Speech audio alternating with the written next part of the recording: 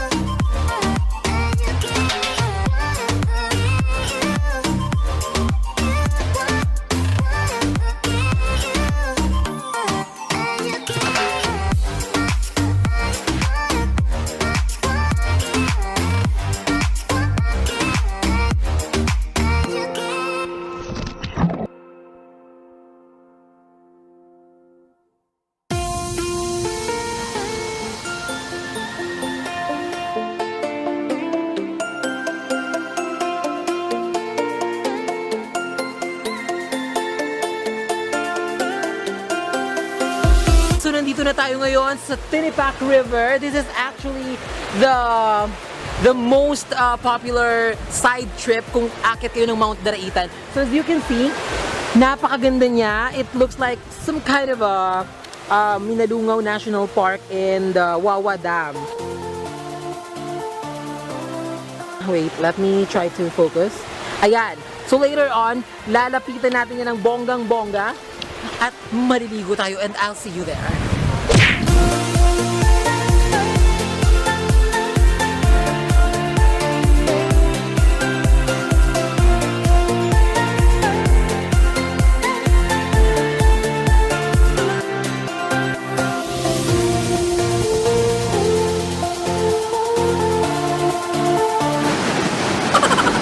Welcome back everyone!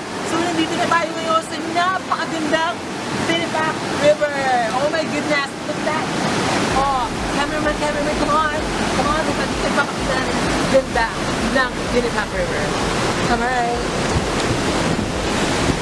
Look at that. Oh my goodness, it's wonderful. Wow. It's amazing. So lilibutin pa natin yan. Aside from that, kukurahan pa natin ang ibang parts dito. Kasi kind of a long, hindi ko alam kung naririnig nyo ako ng mabuti, pero napakalakas ng current, napakalakas ng sound ng waves talaga. And ayun, titignan natin, kukurahan natin ang ibang parts. Let's go!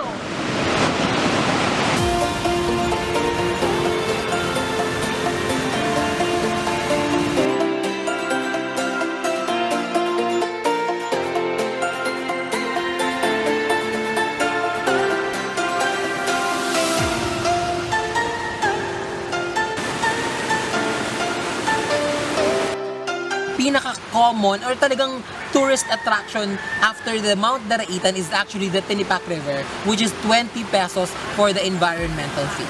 Kung gusto niyo namang mag-overnight dito ay pwedeng-pwede. Pinakita ko nga sa inyo kaninang dinaanan natin is the Tinipak River camping ground. Kung magdadala kayo ng tent, ang pitching is 100 pesos per head.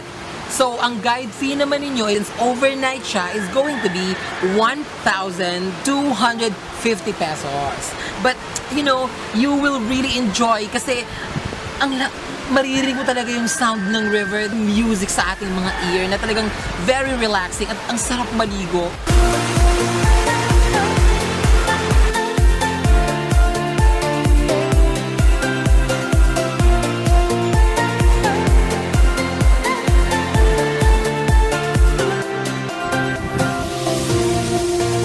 Yung worth 10 pesos patawid ng bonggang-bongga. Pero pag may, di ba may tulay ito kuya pag maaraw? Ayun, so pag tag-araw, walang balsa.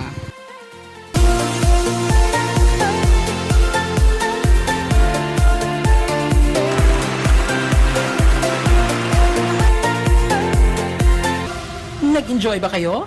Feel free to explore this channel. Here's another one. And for more informative and entertaining videos, subscribe here. Thank you so much for watching.